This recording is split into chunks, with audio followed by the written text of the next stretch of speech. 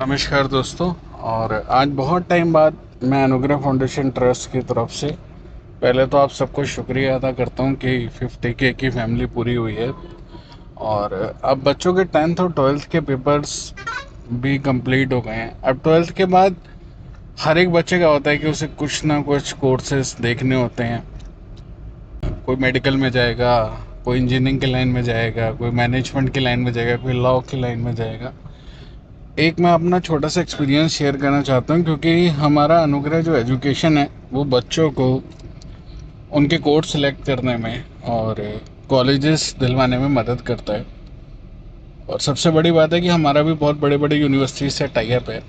लेकिन मैं आपको, आप हमसे नहीं, एक मेरी नॉर्मल जनरल एक एडवाइस है आप सारे बच्चों को कि जब भी आप कॉलेज में एडमिशन लेने के लिए जाते हो ना, तो जैसे हम सपोज करें एग्जाम्पल्स में नर्सिंग के कोर्स की बात करते हैं या आप किसी भी चीज़ के कोर्स की बात करते हैं, तो प्लीज़ मेरी आप बच्चों से एक रिक्वेस्ट है कि आप सारी चीज़ों को देखभाल के ही एडमिशन लें।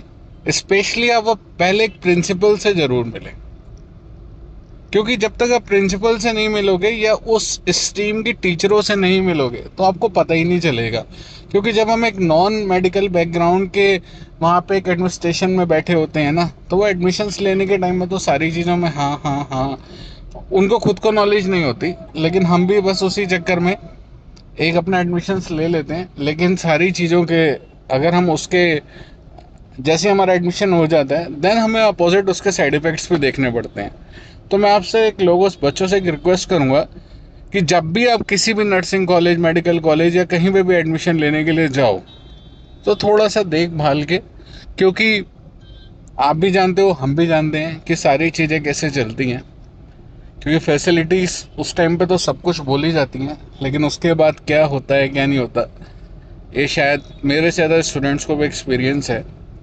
और बस इतना ही कहूँगा, ऑल द बेस्ट कि आप कोई भी कोर्स लेने जाओ, लेकिन प्लीज़ प्लीज़ प्लीज़ बच्चों, उन कॉलेजेस के प्रिंसिपल से, वाइस प्रिंसिपल से, इन सब से एक बार मिलिएगा ज़रूर। क्योंकि जो वहाँ पे एडमिशन डेस्क में बैठे होते हैं उन्हें नॉलेज होती है। मैं ये नहीं कह रहा कि नहीं होती, क्योंकि इस वीडियो पे मुझे पता है मेरे अगेंस्ट में भी बहुत सारी चीज़ें आने वाली हैं।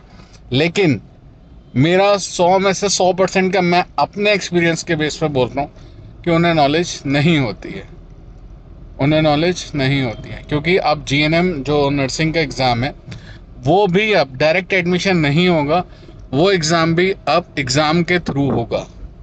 जो अटल बिहारी यूनिवर्सिटी कराती है, बीएससी का भी पेपर कराती है, अब जीएनएम का भी कोई भी एडमिशन डायरेक्ट नहीं होगा।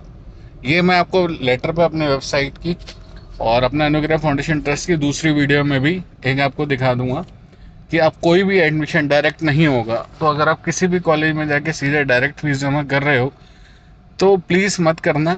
क्योंकि अब जो भी चीज़ होगी वो एक टेस्ट के थ्रू होगी।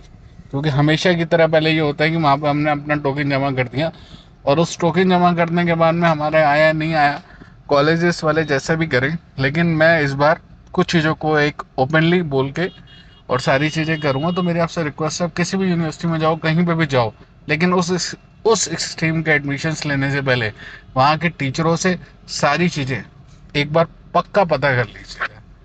Thank you.